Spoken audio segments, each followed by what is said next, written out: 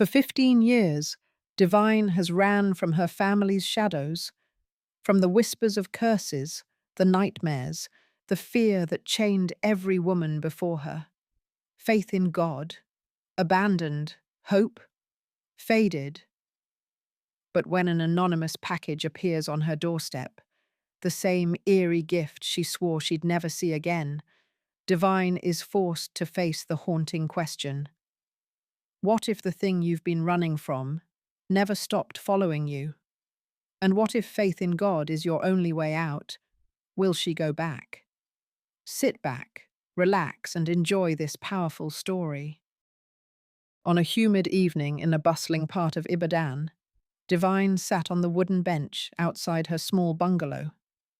The air was thick with the smell of suya from the vendor across the street. Her face was tired, lines of worry etched deep, making her appear older than her 38 years. A soft chime alerted her to a message. She glanced at her phone. Her sister, Tinu, was calling for the 5th time that day. "Divine!" Tinu's voice was tinged with urgency. "Did you see your door?" Divine frowned. Anne. What again?" "Look outside, by the doorstep." Divine stood, Sawabtubanin, the phone pressed against her ear as she approached the front of her house. There, neatly laid, was a small package wrapped hastily with newspaper. Her heart skipped a beat.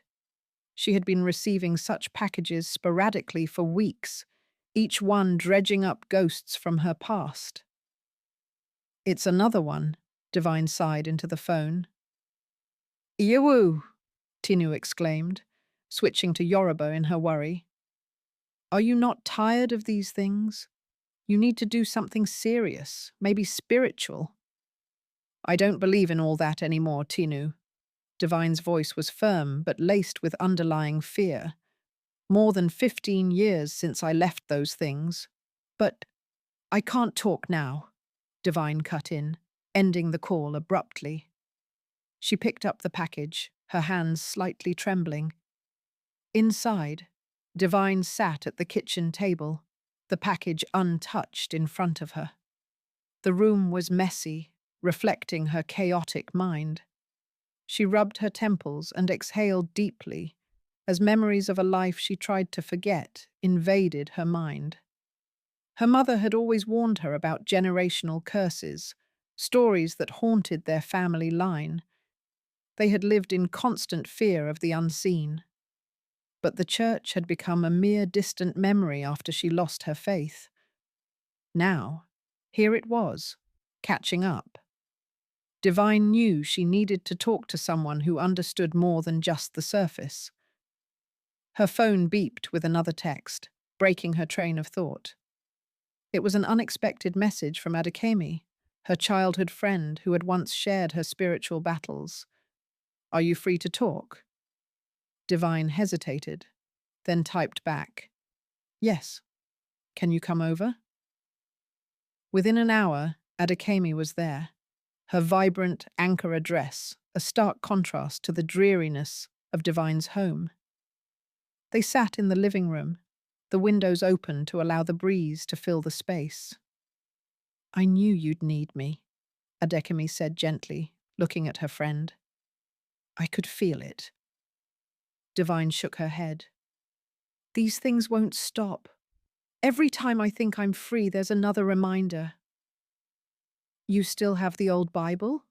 Adekemi asked, leaning forward, her gaze intent. Divine's eyes darted to the bookshelf where a dusty Bible lay, untouched for years. "I've moved on. At least, I thought I had." "You never really move on from the truth, Divine. How long will you run?" Divine sighed deeply. "Adekemi, what if... what if all these things chill really are curses?" Adekemi's face softened. "You know you've always had the power to break these chains." "Through prayers and fasting, I guess." Divine let out a dry laugh. "Yes, but there's more. It's about confronting what's causing the fear, Adekemi replied, her voice steady. What if it's not just fear? What if it's real? Adekemi leaned in closer, her eyes meeting Divine's. You told me once that fear feeds these curses. Maybe it's time to stop feeding it. Divine nodded slowly. I know, but going back isn't easy. It's not about going back, Adekemi corrected. It's about going forward, without the weight of the past. Divine felt a flicker of hope, but it was quickly dampened by doubt. How? I mean, really, how? Let's start with that, Adekemi pointed to the package, her voice firm but encouraging. Divine hesitated, then reached for it, peeling back the newspaper with a sense of impending doom. Inside was a small, intricately carved figurine, one she recognized from her grandmother's old room back in the village. It can't be, Divine whispered. This changes nothing, Adekemi said quickly. It's just an object. Yes, it connects to your past, but it doesn't define your future. Divine pursed her lips, feeling the weight of her past pressing down heavily. It feels like everything's happening again. Then let's end it for good, Adekemi said, placing her hand over Divine's. We can pray together. Divine looked at her friend, seeing the determination in her eyes. You think it will work? Only if you believe it can, Adekemi replied softly. Hesitantly, Divine agreed. They bowed their heads. Adekemi's voice grew louder as she prayed with fervor, beseeching God to break the chains of darkness around Divine's life. Divine's heart thudded in her chest, part of her resisting, part of her desperately hoping. The room seemed to grow warmer, the air thick with an unseen energy. When Adekemi finished, silence filled the room, but Divine felt different, lighter, somehow. I feel okay, she finally said, her voice barely above a whisper. Adekemi smiled, squeezing her hand reassuringly. Remember, it's not a one-time thing. It's a journey, Divine. Thank you, Divine said, her voice cracking. I don't know how to repay you. You already have, Adekemi replied, by being brave enough to face this. Feeling a new sense of purpose, Divine stood, walking over to the neglected bookshelf. She pulled out the Bible, its leather cover stiff and unused. She ran her hand over it before opening to a random page. A line caught her eye. The light shines in the darkness, and the darkness has not overcome it. Tears welled up in her eyes. For the first time, she felt a warmth she hadn't felt in years, a glimmer of hope.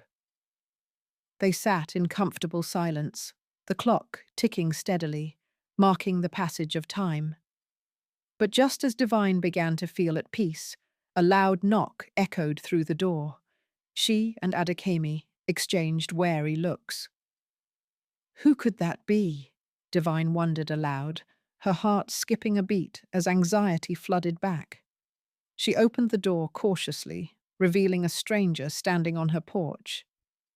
A tall man, his face partially obscured by the setting sun, giving him an air of mystery and authority. Divine, right? He asked, his voice deep and unmistakably familiar. Yes, she replied, unsure of where she knew him from. He smiled gently, exuding a calm that seemed to fill the tension in the air. My name is Deji. I'm here to talk about the packages.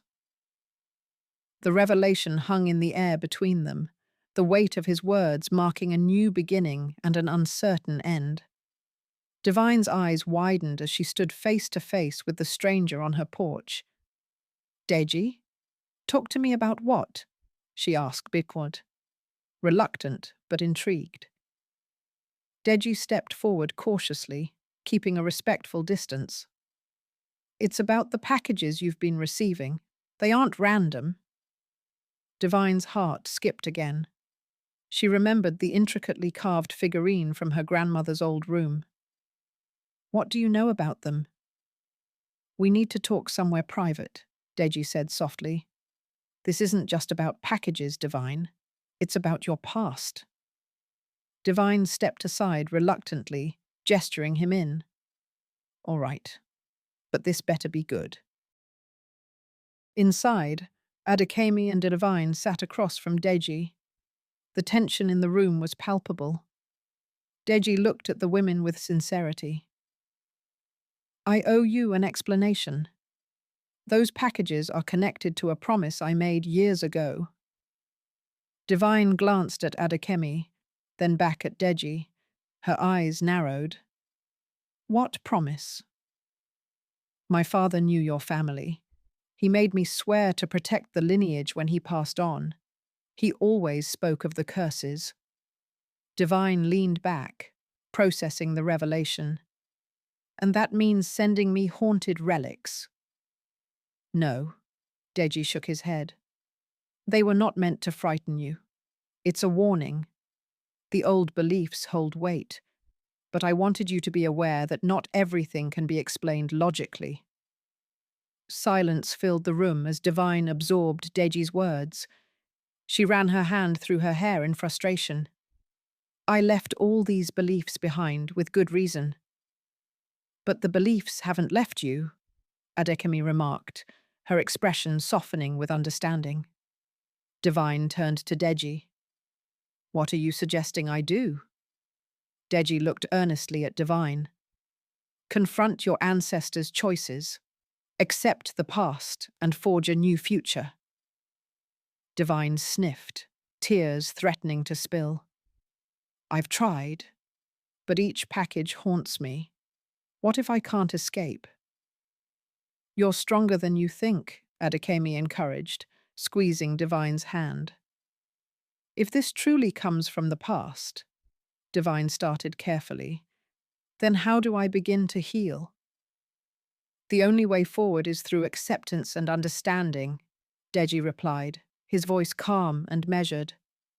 Divine glanced at the dusty Bible on the table. A part of her wanted to believe that faith could indeed be her path to freedom. It feels like such a huge mountain.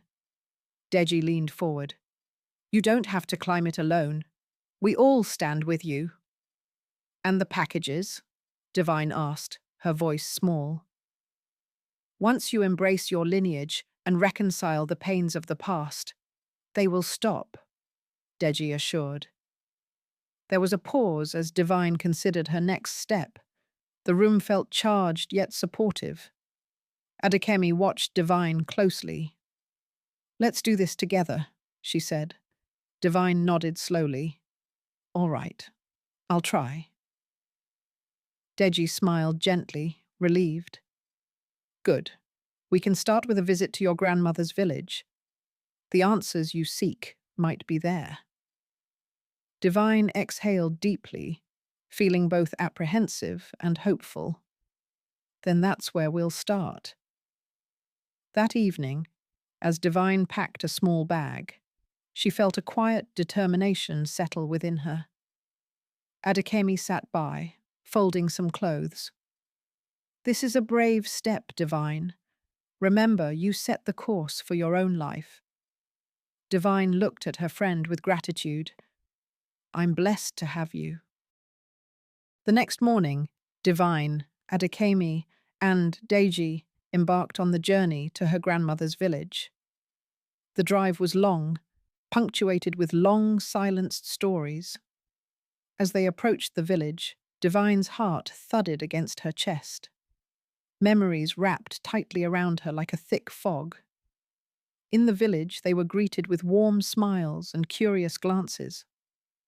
They made their way to the family home, now silent, but standing strong against the passage of time. Inside, as Divine and Adekemi moved through the rooms, Deji shared stories of their family's legacy. In her grandmother's old room, Divine found a dusty box underneath the bed. She hesitated before opening it.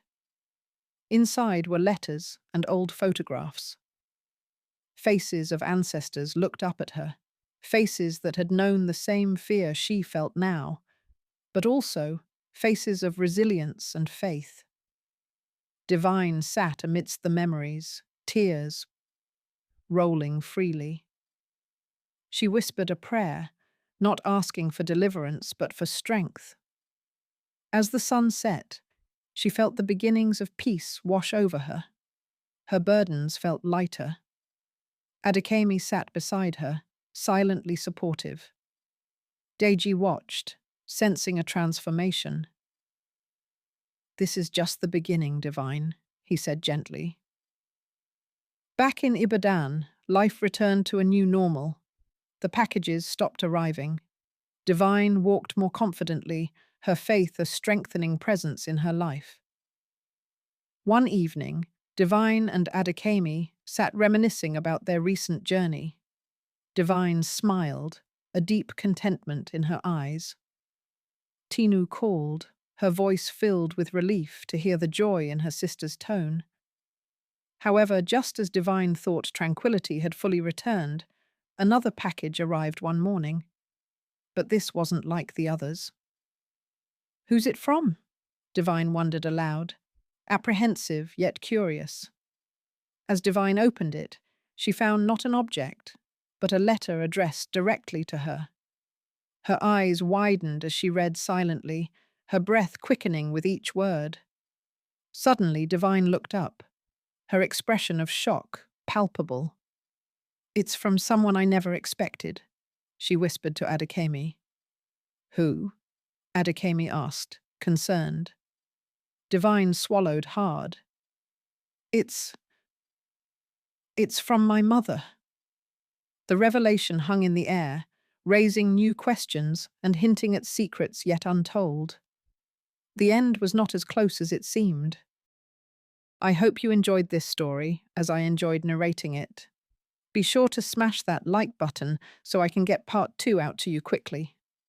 Let me know what you think of this story in the comments, and I hope you took a valuable lesson from this tale.